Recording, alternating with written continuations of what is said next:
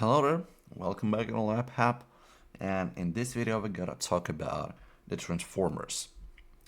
And we need to know that transformers are being used to increase or decrease an AC voltage in some system, circuit, etc.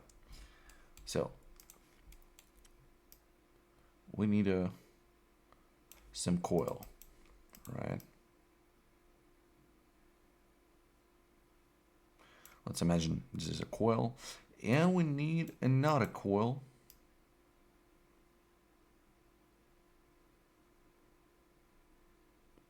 That's gotta be bigger than this one. So this one is primal coil, which has, for instance, 100 loops. And this one, the secondary coil, has 1000 loops, right? So their relationship can be represented as this.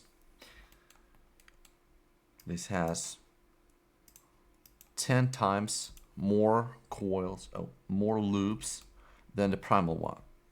What does it mean? If they're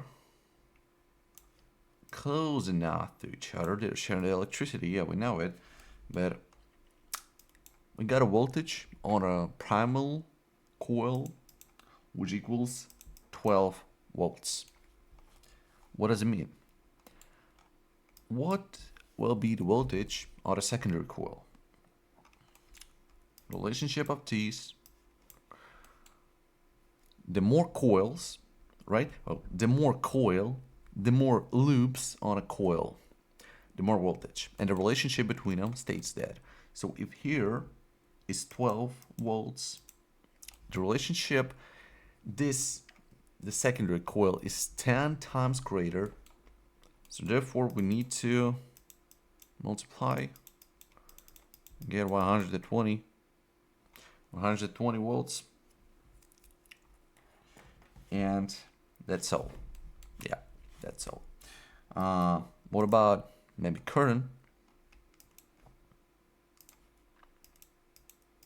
If current on a primal coil equals 10 amperes, what it will be? No, it won't be 100, because when you increase amount of loops, your voltage increase. But for the balance, for the law of the energy conservation, the current should decrease, right? So the current in that case will decrease because it should decrease, and eventually, we'll talk about it later, we'll get the same power, right?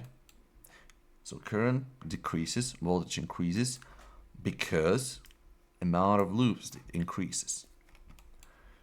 And how will it decrease? Yeah, voltage in a bigger coil is 10, in our case divided by 10 because the relationship is 10, and the primal current is 10 too. And we can also explain it as the secondary coil has a larger area, like this, if we try to explain it logically and not physically. So you can use it as a tip on your exam. And the power, as I said previously,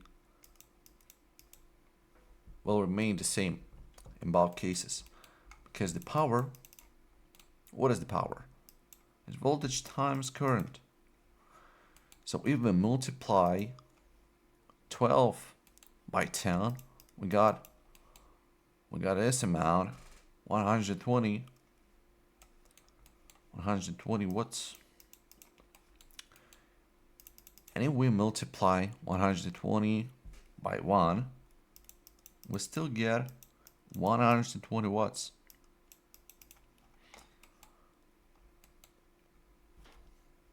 And it can be represented as as this. Yeah, the power is the same in both cases, in both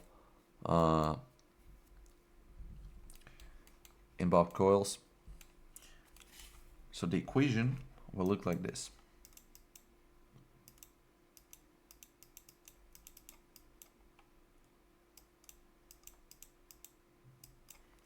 Where it's the voltage primal of a primal coil, the current of a primal coil equals to voltage of the secondary coil times current of the secondary coil. And this is basically all you need to know about our transformers.